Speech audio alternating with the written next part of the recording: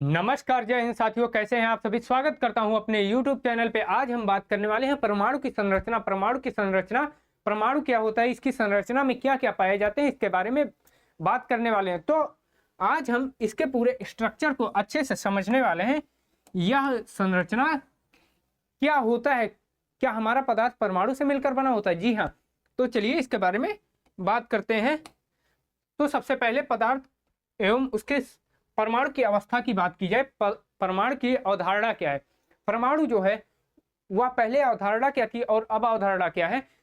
परमाणु किसी भी तत्व का वह सूक्ष्मतम कण होता है जो रासायनिक अपक्रिया में भाग लेता है। यानी कि कहने का मतलब होता है सबसे सूक्ष्मतम कण जो होता है परमाणु का, जो पदार्थ का सबसे सूक्ष्मतम कण होता है, यानी कि सबसे छोटा भाग होता है, वह क्या होता है? वह पदार्थ होता है।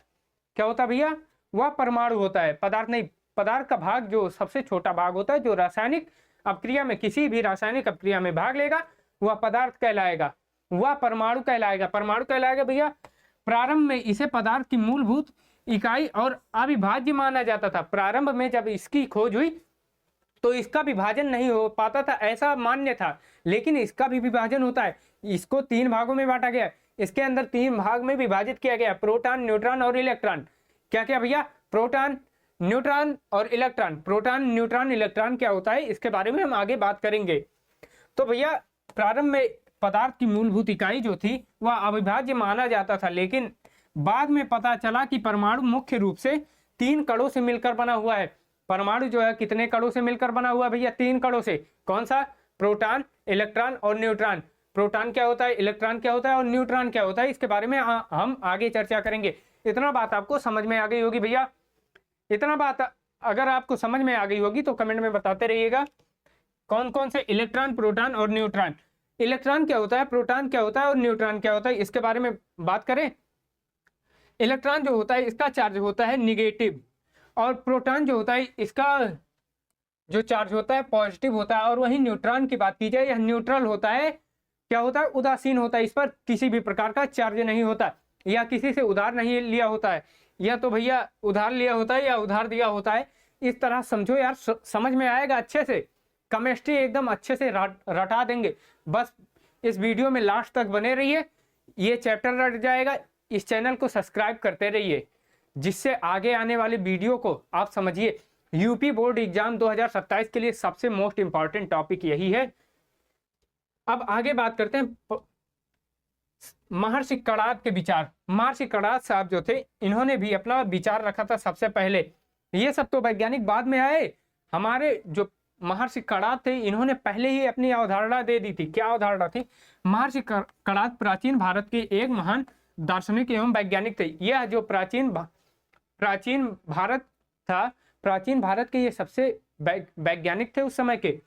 अब उन्होंने सबसे पहले विचार दिया था कि पदार्थ को विभाजित करने पर अंत में सूक्ष्मतम कण प्राप्त होता है। यानी कि परमाणु ना कह के पदार्थ को जब तोड़ा जाएगा तो वह सबसे सूक्ष्मतम कण बनेगा, सबसे छोटा कण बनेगा। हमारे कणाद साहब ने ये कहा था। कणाद जो ऋषि थे, महर्षि कणाद, उनके द्वारा यह कहा गया। इन सूक्ष्मतम कण और अविभाज्य कणों को उन्होंने परमाणु नाम दिया था। उसी समय इन्होंने परमाणु नाम दे दिया, एटम नाम दे दिया। यह तो बाद में वैज्ञानिक ये सब आए। उनका यह विचार आधुनिक विज्ञान की प्रारंभिक नींव बना। उनका जो यह विचार था, अब आधुनिक विज्ञान जो है उसका नींव बन गया भैया। ठीक है, इतना बात आपको समझ में आ गई होगी। अब आगे बढ़ते हैं। जॉन डाल्टन साहब जो है, जॉन डाल्टन साहब के बारे में थोड़ा बहुत पढ़ लेते हैं। जॉन डाल्टन एक प्रसिद्ध ब्रिटिश रसायन शास्त्री थे, यानी कि रसायन विज्ञान के वैज्ञानिक थे। अब उन्होंने 1808 में द्रव्यों की प्रकृति के बारे में एक मूल सिद्धांत प्रस्तुत किया। वह उन्होंने द्रव्यों की प्राकृतिक, यानी कि पदार्थों की प्राकृतिक पर एक मूलभूत सिद्धांत दिया। यह सिद्धांत रासायनिक संयोजन के नियमों पर आधारित था। किस नियम पर आधारित था? रासायनिक संयोजन के नियमों पर आधारित था। इतना बात आपको समझ में आ गई होगी। अब आगे बढ़ते हैं। आगे बढ़े भैया। उनके सिद्धांत पर परमाणुओं के पदार्थ की अविभाज्य इकाई माना। इन्होंने जो है परमाणु को अविभाज्य इकाई माना, यानी कि इन्होंने कहा परमाणु कभी विभाज्य ही नहीं हो सकता, इसको तोड़ा ही नहीं जाता। लेकिन बाद में भैया पता चला ये तीन भागों में है, इसका कण तीन भागों में टूट सकता है। कौन कौन सा? प्रोटॉन हो गया, न्यूट्रॉन हो गया और इलेक्ट्रॉन हो गया। तो भैया ये हो गए थोड़ा सा फ्लॉप।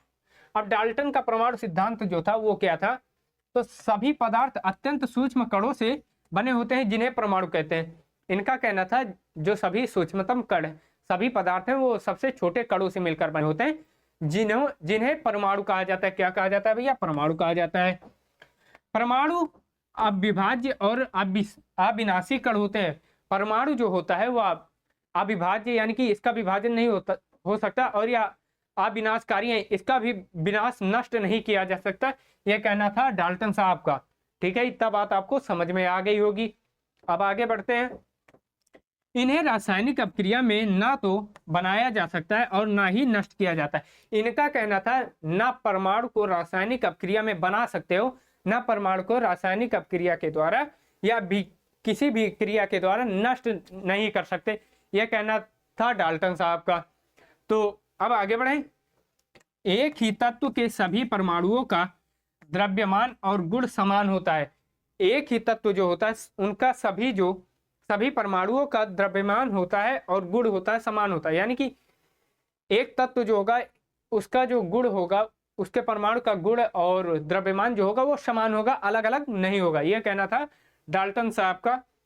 और इन्होंने क्या कहा, भिन्न भिन्न तत्वों के परमाणुओं के रासायनिक गुण भिन्न भिन्न होते हैं। जो भिन्न भिन्न तत्व होते हैं, अलग अलग तत्व होते हैं, जैसे helium, hydrogen, helium, lithium, beryllium, boron, carbon, ये सब जो होते हैं इनके रासायनिक गुण जो है वो भिन्न भिन्न होते हैं, यानी कि अलग अलग होते हैं। भैया ये बात आपको समझ में आ गई होगी। अब आगे बढ़े तो चलो आगे बढ़ते हैं। परमाणु छोटी पूर्ण संख्या के अनुपात में जुड़कर यौगिक बनाते हैं। जो परमाणु है वह छोटी छोटी पूर्ण होकर एक अनुपात में यह यौगिक बना लेते हैं। क्या बना लेते हैं? यौगिक। सिद्धांत की विफलता, इनके सिद्धांत की विफलता क्या रही, क्यों ये विफल हो गए?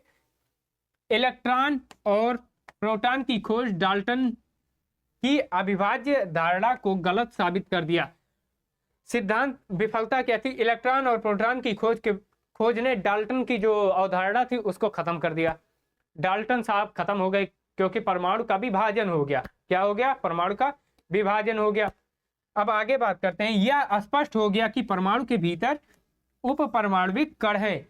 यह तो बात सत्य हो गया कि इसके अंदर भी कण है। कौन से? इलेक्ट्रॉन हो गया, प्रोटॉन और न्यूट्रॉन, ये सब हो गए। तो हो गए डाल्टन साहब बेकार। अब कैथोड किरण का प्रयोग किस प्रकार किया जाता है इसके बारे में चलिए समझते हैं, क्योंकि यह समझेंगे फिर आगे समझ में आएगा। 19वीं सदी के अंत में विसर्जन नलिका प्रयोग किए गए। विसर्जन नलिका जो है प्रयोग किया गया कब? 19वीं सदी में। कैथोड से एनोड की ओर जाने वाली अदृश्य किरणें को कैथोड किरण कहा गया। ये जो है कैथोड से कैथोड की ओर, एनोड यानी प्लस, क्या भैया? Anode plus. इधर से जो इधर की ओर किरण जा रही है, कौन सा किरण? उसको क्या कहते हैं? कैथोड किरण। इस किरण को क्या कहेंगे भैया? कैथोड किरण। इतना बात आपको समझ में आ गई होगी। सब डायग्राम में अच्छे से मेंशन है भैया। देखो इधर प्लस से माइनस की ओर जब जा रही है और यह बीच में जो किरण है इसको क्या कहते हैं? कैथोड किरण। इतना बात आपको समझ में आ गई होगी। 1886 ईस्वी में गोल्डस्टीन ने, कौन थे? गोल्डस्टीन ने कैनाल रे नामक धनावेशित विकिरण की खोज की।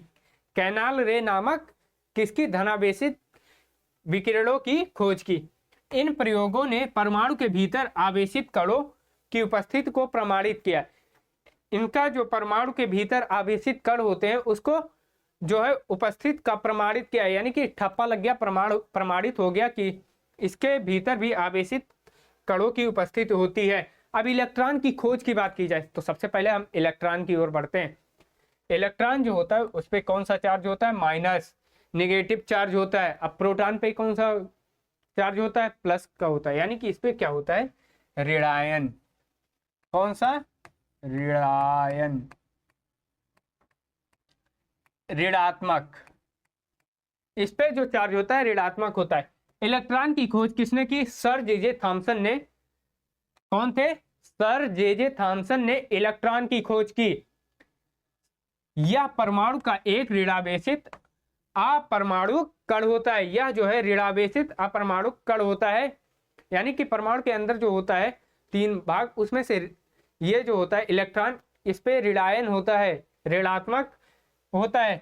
इलेक्ट्रॉन को सामान्यतः E- द्वारा दर्शाया जाता है। इलेक्ट्रॉन को किसके द्वारा दर्शाया जाता है? इस पे निगेटिव चार्ज होता है, इसीलिए माइनस का चार्ज लग जाएगा।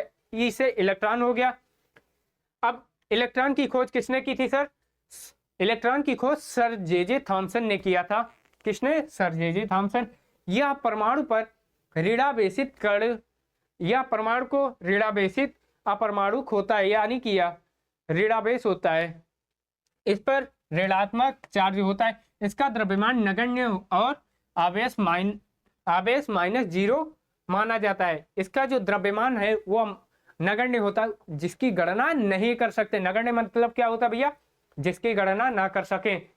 अब आगे बात करते हैं भाई, थॉमसन का परमाणु मॉडल क्या था?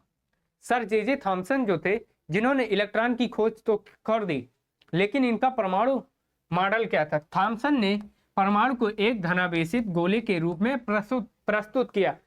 थॉमसन ने परमाणु जो है उसको एक धनावेशित कण में प्रस्तुत किया, धनावेशित गोले के रूप में प्रस्तुत किया। ठीक है भैया, धनावेशित गोले में जब, और इसमें क्या लगे होते हैं? इलेक्ट्रॉन। ये बात किसने कही? जैसे खरबूजा आपने देखा होगा, तरबूज जिसको हिलमाना कहते हैं, उसमें जो काले काले बीज होते हैं वह पाए जाते हैं। तो पूरे हिलवाने को इन्होंने कहा धनावेशित गोला। ठीक है, इसमें इलेक्ट्रॉन उसी प्रकार धसे होते हैं जैसे तरबूज में बीज। अभी हमने आपको बताया तरबूज में बीज जिस प्रकार, हिलमाना में बीज जिस प्रकार धसे हुए होते हैं, इन्होंने भी वही कहा, इलेक्ट्रॉन उसी प्रकार धसे होते हैं जैसे तरबूज में बीज।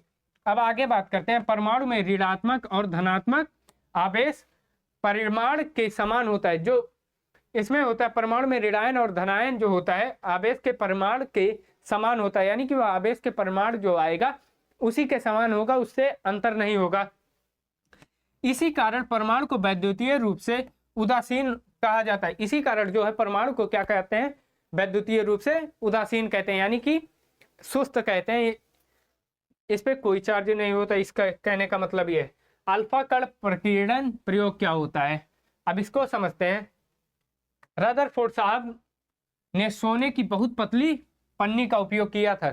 किसकी? सोना का जो पन्नी होता है, पतले सोने को प्रयोग किया था। उन्होंने इस पन्नी को तेज गति वाले अल्फा कणों के बीच बौछार करी थी। इसी पन्नी पर अल्फा कण जो है उसकी बौछार करी। यहाँ पे डायग्राम में दिख रहा होगा, ये बीच में क्या लगा है? गोल्ड का पन्नी, सोने का किसका भैया? ओह,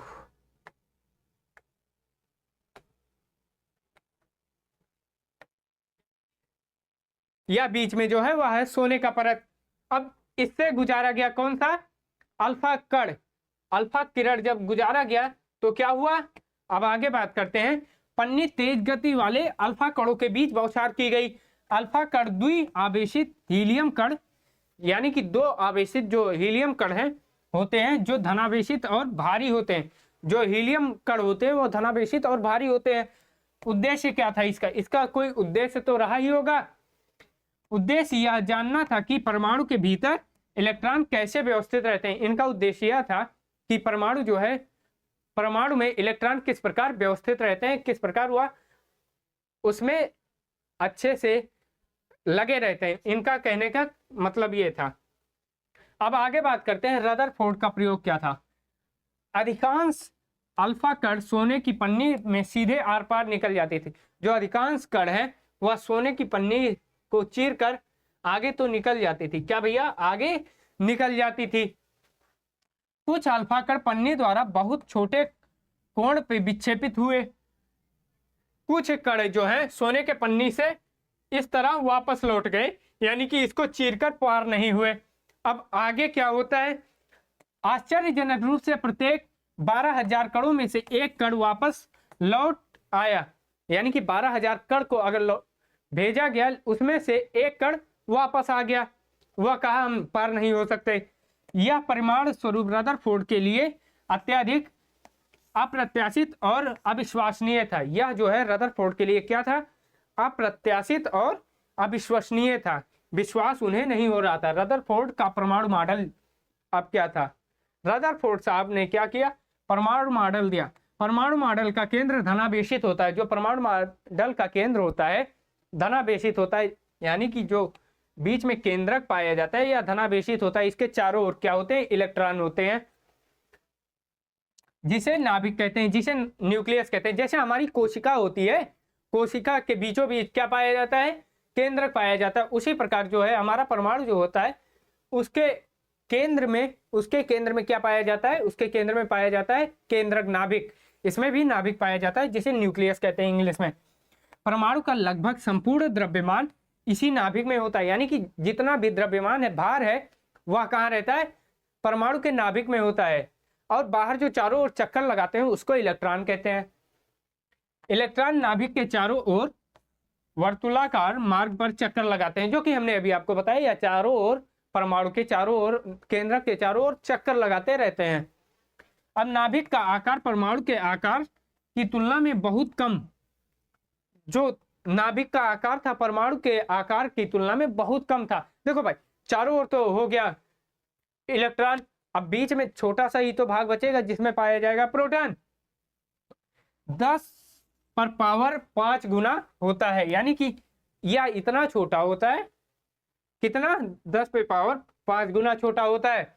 अब भैया रदरफोर्ड के मॉडल की सीमाओं की बात कर ली जाए। रदरफोर्ड, देखो हर एक चीज का सीमा होता है, उस सीमा को पार नहीं कर सकता।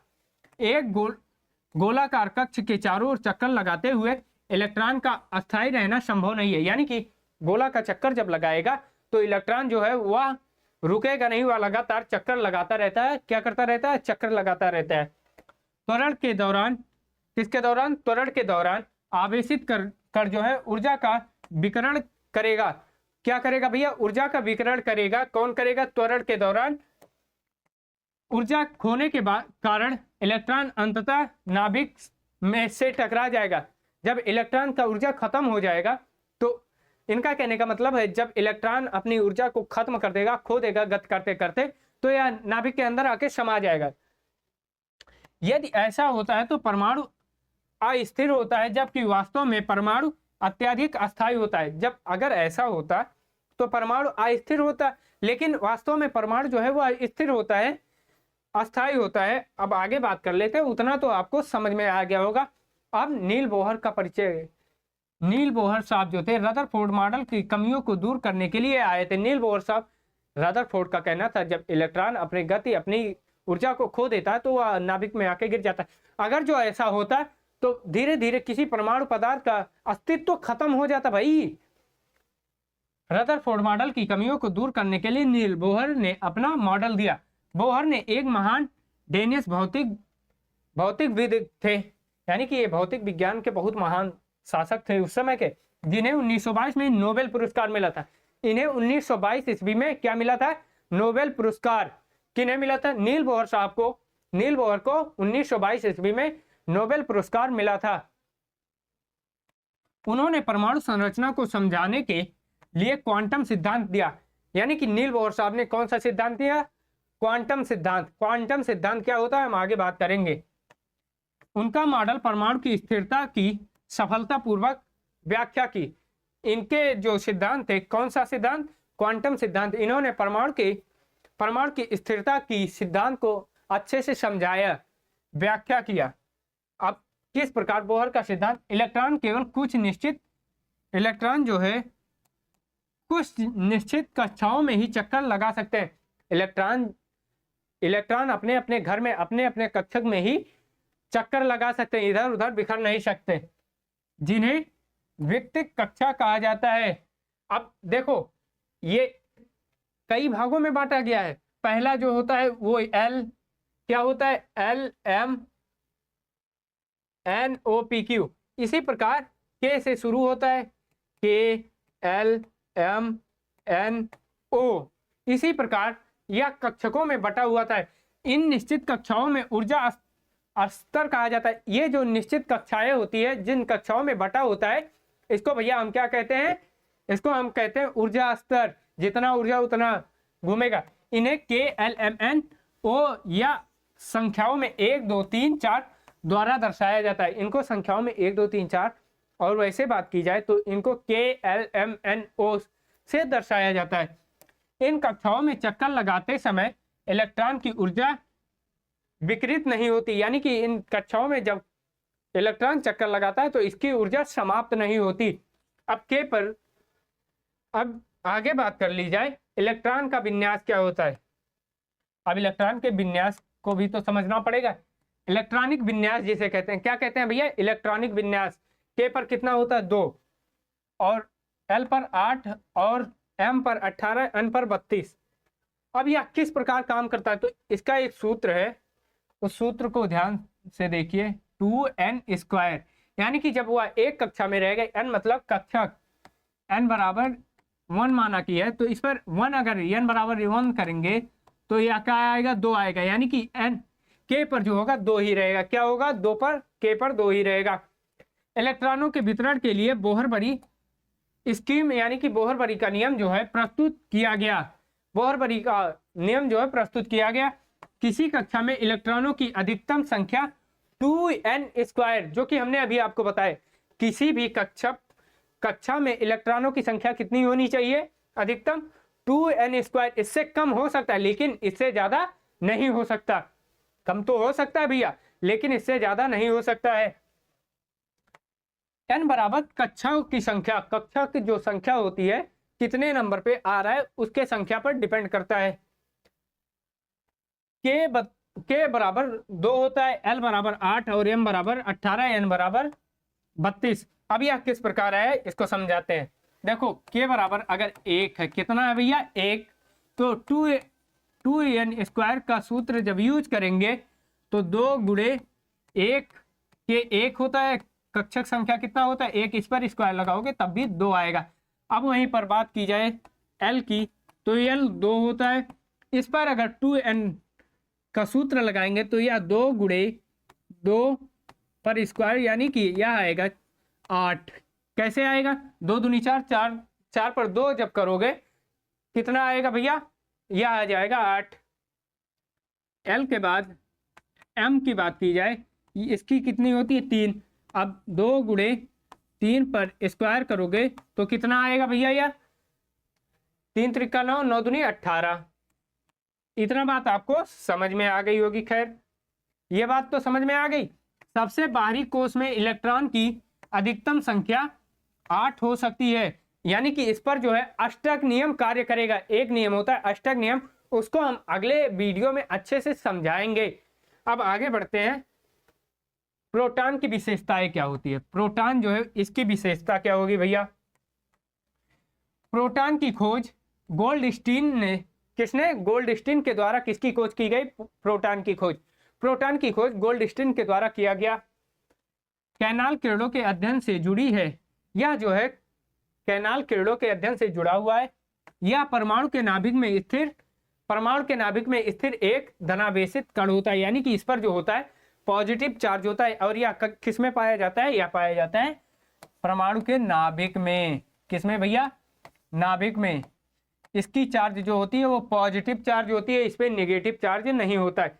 इसे सामान्यतः P पॉजिटिव, यानी कि इसके ऊपर P पावर प्लस का यूज होता है, क्योंकि यह होता है पॉजिटिव भैया, दर्शाया जाता है। यह बहुत इंपॉर्टेंट है, इतना बात ध्यान रखो। इसका द्रव्यमान 1 इकाई तथा आवेश जो होता है +1 माना जाता है, यानी कि इसका जो द्रव्यमान होता है वह 1 इकाई होता है, और वहीं पे इस पे आवेश की बात की जाए +1 होता है। अब न्यूट्रॉन की खोज, न्यूट्रॉन जो न्यूट्रल होता है, इस पर किसी भी प्रकार का चार्ज नहीं होता है, या किसी से कर्जा नहीं लिया होता है, ना कर्जा दिया होता है। 1932 में जेम्स चैडविक जो है आए साहब, कौन से, 1932 में जेम्स चैडविक ने न्यूट्रॉन की खोज किया। न्यूट्रॉन की खोज जेम्स चैडविक ने एक और अपरमाणु कण की खोज की। यह कण अनावेशित होती है, यानी कि यह न्यूट्रल होता है, इस पर किसी भी प्रकार का आवेश नहीं होता है। यह क्या होता है, उदासीन। क्या होता है भैया, या होता है उदासीन। इतना बात आपको समझ में आ गई होगी।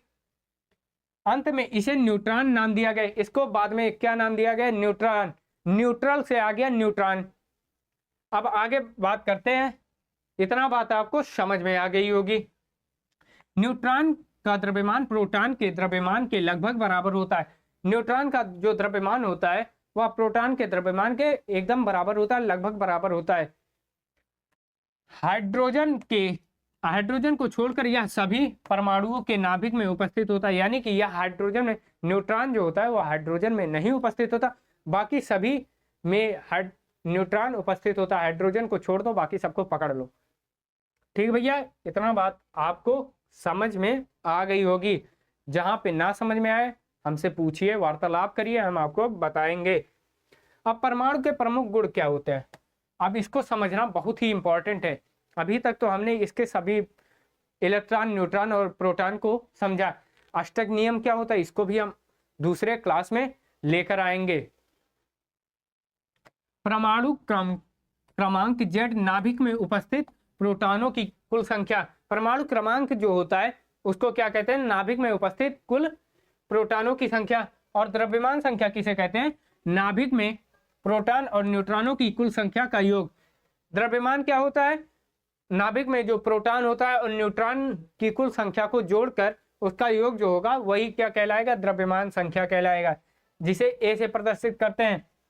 संयोजकता क्या होती है? संयोजकता जो कि इंपॉर्टेंट है, बाहरी कक्षा में अष्टक को पूरा करने के लिए इलेक्ट्रॉनों को साझेदारी या त्याग ग्रहण क्षमता जो होती है वह कहलाती है संयोजकता। अब समस्थानिक क्या होते हैं भैया? समस्थानिक क्या होते हैं?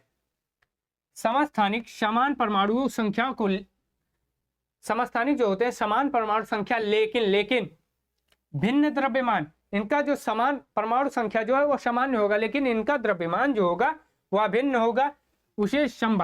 उसे समस्थानिक कहते हैं। और संभारिक क्या होता है? यही संभारिक को भी समझ लो। समान द्रव्यमान होता है लेकिन भिन्न परमाणु संख्या होता है। इनमें जो होता है परमाणु भार द्रव्यमान जो होता है वो समान होता है, लेकिन परमाणु संख्या जो होता है वो अलग होता है। इतना आपको समझ में आ गया होगा। अब आगे बात करेंगे। आगे आपको क्या पढ़ना है वो आप कमेंट में बताएंगे, हम वह वीडियो आपके लिए लेके आएंगे। आपको परमाणु की संरचना को अच्छे से समझ में आ गई होगी। परमाणु की संरचना क्या होता है, इसके अंदर क्या क्या होता है, प्रोटॉन क्या होता है, इलेक्ट्रॉन क्या होता है, न्यूट्रॉन क्या होता है, इलेक्ट्रॉन पे कौन सा चार्ज होता है, प्रोटॉन पे कौन सा चार्ज होता है और न्यूट्रॉन पे क्या चार्ज होता है। इस सब के बारे में हम पूरा वीडियो में बता चुके। कोई भी चीज़ ना समझ में आए कमेंट में पूछिएगा, हम कमेंट में आपको जवाब देंगे। अगर वह उसके लिए वीडियो लाने लायक होगा तो हम वीडियो भी लाएंगे। आज के लिए इतना ही, मिलते हैं नेक्स्ट वीडियो में। जय हिंद, जय भारत।